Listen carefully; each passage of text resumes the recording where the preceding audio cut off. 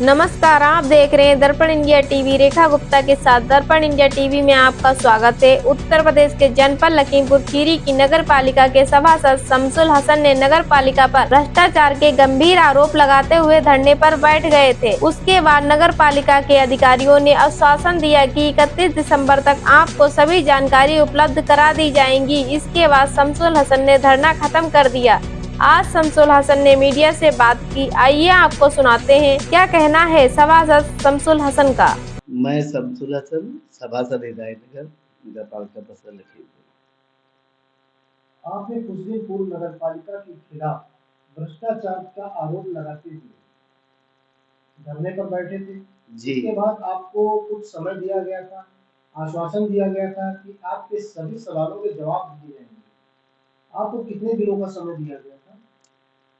देखिए, माननीय, हमें समय ये दिया गया था 31 दिसंबर लास्ट कि 31 दिसंबर तक आपकी मांगे पूरी कर दी जाएंगी, उसका निस्तारण हो जाएगा। लेकिन आज तारीख 27 है दिसंबर, 27 दिसंबर हो गया है, लेकिन अभी कोई धरातल पर हमें कोई ना तो जवाब मिला है, ना कोई मांगे पूरी की गई है। सिर्फ आश्वासन दिया गया था। बाकी अब हमें अभी 5 दिन बाकी है, शेष है हमारे समय में। अगर हमारा 31 दिसंबर तक अगर हमारी मांगे पूरी हो जाती हैं तो हम धरना का कोई सवाल ही नहीं होता है, क्योंकि हम तो कोई अपने लिए तो बैठे नहीं थे, हमें जनहित में बैठे थे। तो अगर काम हो जाता है तो बेहतर है, अगर नहीं होता है तो 1 जनवरी को हम धरने पर बैठ जाएंगे। फिर हम तब तक बैठे रहेंगे धरने पर जब तक आर पार नहीं हो जाएगी, मतलब हमारी समस्याओं का निस्तारण नहीं किया जाएगा, तब तक बैठेंगे। भले ही जैसे मैंने पहले कहा था कि हमारे प्राण क्यों न चले जाए, तो हम तब तक बैठेंगे। ये जो समय दिया गया था, इस बीच में अधिकारियों के द्वारा आपसे संपर्क किया गया या नहीं किया? नहीं, किसी अधिकारी से ना तो कोई जांच कराई गई है, ना कोई आया है। एक दिन अमरदीप जे जो निर्माण विभाग हमारे वहाँ देखते हैं, तो वो आए हुए थे। तो नाला अतिक्रमण है हमारे वहाँ, बहुत बड़ी समस्या है, जो सौजन्या चौक से होते हुए पुलिस लाइन होते हुए डीएम रोड और हमारे वहाँ मोहल्ले में गिरता है, और बहुत चौड़ा नाला है, लेकिन मौके पर नाला गायब है। थोड़ी सी नाली टाइप में बची हुई है, जिसमें किसी तरफ से निकालने का कोई रास्ता नहीं बन रहा। तो इतना बड़ा अतिक्रमण है और इतना बड़ा नाला है, तो हमारा मोहल्ला तनिक सा पानी बारिश होती है तो मेरा पूरा मोहल्ला जलमग्न हो जाता है, गंदगी फैल जाती। इसलिए हमने कहा था कि ये नाला अतिक्रमण हटा करके और इसको जो है थोड़ा उन्होंने सही कर दिया जाए, नाले की ऊंचाई बढ़ा दी जाए, नाला फिर से नया बना दिया जाए। ये हमारी मांग थी। और वहाँ से जहाँ पे अरुण सिंह की डेयरी है, वहाँ से और कुंवरगड्डी तक नाला निर्माण के लिए मैंने नगर पालिका शासी महोदय से और चेयरमैन साहिबा से मैंने उन्हें लिखित में कहा था और मौखिक भी कह चुका हूँ, लेकिन अभी तक कोई कार्रवाई उस पर नहीं की गई है। तो वो जेई साहब आए थे, तो उन्होंने हमको और अपने आप को खड़े होकर के एक फोटो खिंचवाया और उसके बाद वो चले गए यहाँ से। क्या क्या मांगे हैं आपकी नगर पालिका? देखिए, हमने ये कहा था कि सन 2012 से अब तक जो भी रोडें बनाई गई हैं वार्ड में, तो कहाँ से कहाँ तक, मतलब किसके मकान से किसके मकान तक बनाई गई है, वो ब्यौरा हमें आप दे दीजिए। मतलब वो ब्यौरा हमें आप बताएं और कितनी लागत से बनाई गई है। ये हमने एक मांग हमारी तो ये है। हमारे वार्ड एक 30,000 की आबादी वाला वार्ड लगभग है, बहुत बड़ा वार्ड है।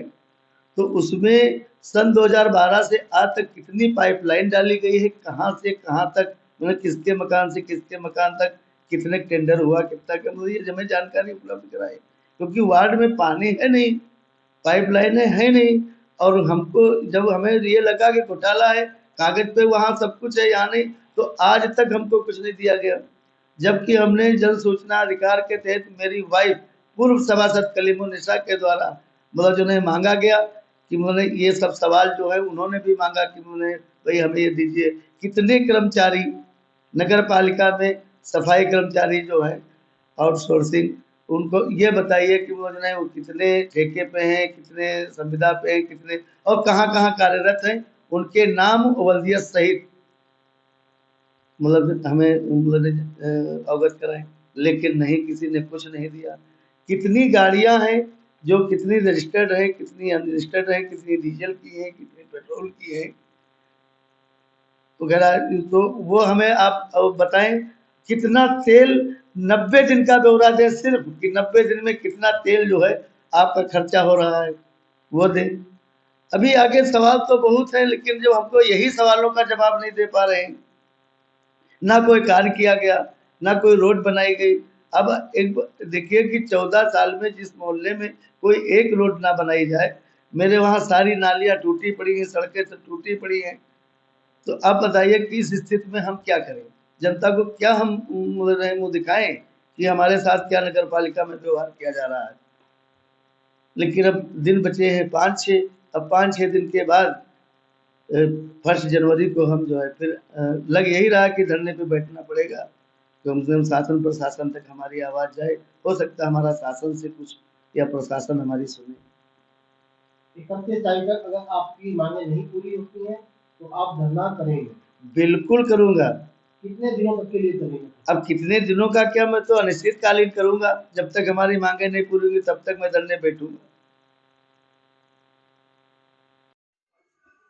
आज के 5-6 महीने पहले एक हमारा सर्वसम्मत से अध्यासी का प्रस्ताव मंजूर किया गया था, जिस पर आज तक कोई भी कार्य नहीं किया गया है। किसी का आज तक खाता दर्ज नहीं किया गया। वार्ड में मतलब बहुत सारे लोग ऐसे हैं जो, क्योंकि जनरल सर्वे में जो छुट्टे होते हैं इससे आमदनी भी बढ़ती है नगर पालिका की, और मतलब जो है तो वो कार्य करवाना था। अब वो कार्य नहीं किया गया है, जबकि मैं बहुत प्रयासरत रहा हूँ।